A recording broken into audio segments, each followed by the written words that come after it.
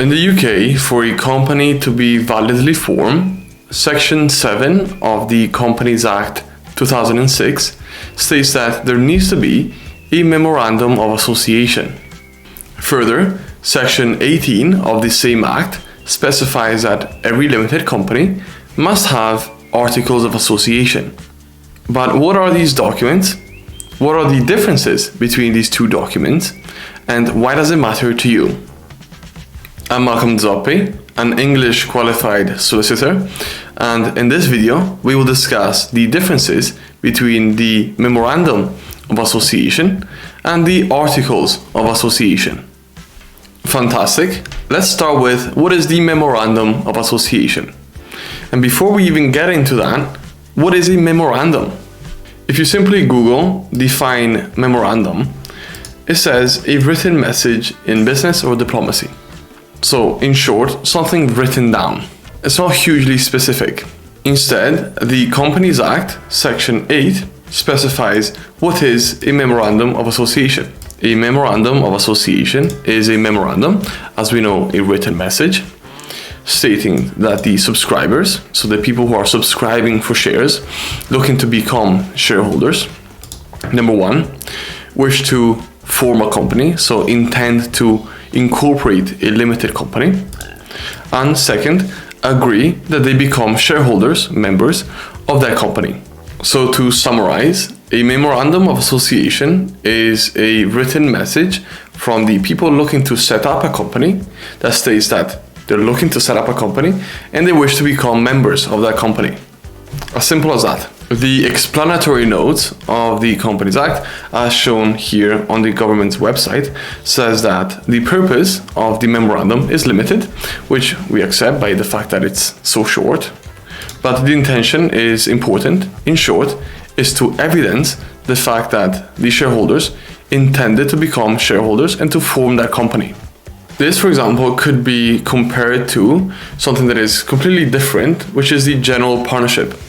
The general partnership is a business vehicle that isn't incorporated or registered with Companies House and could be created unintentionally. So typically, if two or more people come together with a view to make a profit and jointly conduct business, typically a general partnership could be created. With a limited company, instead, there must be a written message from the shareholders stating very clearly that they intend on becoming shareholders and they intend on forming a company. Fantastic. Now let's discuss the Articles of Association. As we can see here from Section 18 of the Companies Act, Section 18.1 states that a company must have Articles of Association prescribing the regulations for the company. Regulations meaning the rules for how the company is to be run. So that's what the Articles of Association are, the regulations for the internal running of the company. This is further evidenced by the explanatory notes of the Companies Act, as we can see here from the government's website, which state that the company's articles are the rules chosen by the company's members, so the shareholders, which govern a company's internal affairs. Sometimes it's easier to understand what something is by seeing it. So here we have the Model Articles of Association as shown on the government's website. And as you will know, the model articles are the ones that are almost like templates that the government gives you if you don't have bespoke ones or you don't want to have bespoke ones for your company. There are three main kinds currently for Model Articles of Association.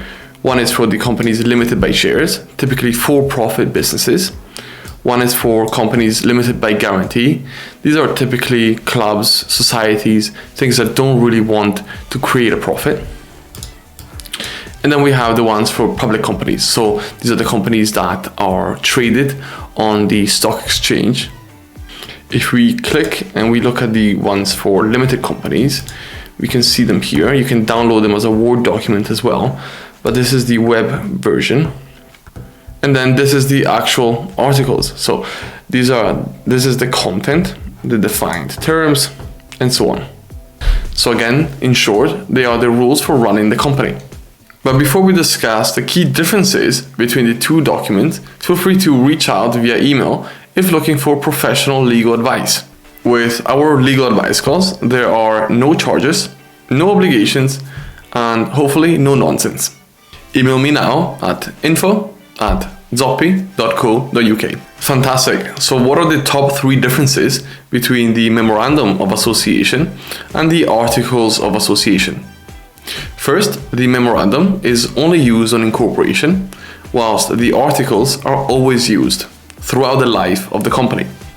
Second, the Memorandum is never really changed. Even if the shareholders change, the Memorandum stays the same. On the other hand, the Articles of Association can be amended as time goes on. And lastly, at its core, the Memorandum simply states who are the initial shareholders, whilst the Articles are the rules for how the company is to be run. If you're interested in learning how to amend the Articles of Association, but want to be aware of the fact that certain things cannot be changed, make sure to watch this video right here.